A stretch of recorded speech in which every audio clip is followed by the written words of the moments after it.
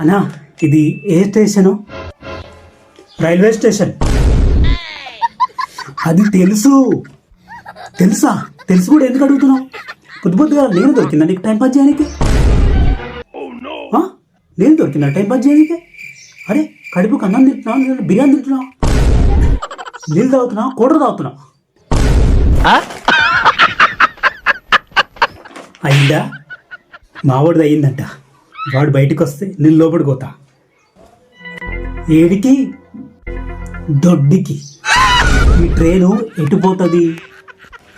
అటు పోతుంది. అదే ఏ స్టేషన్ పోతుంది? Railway station.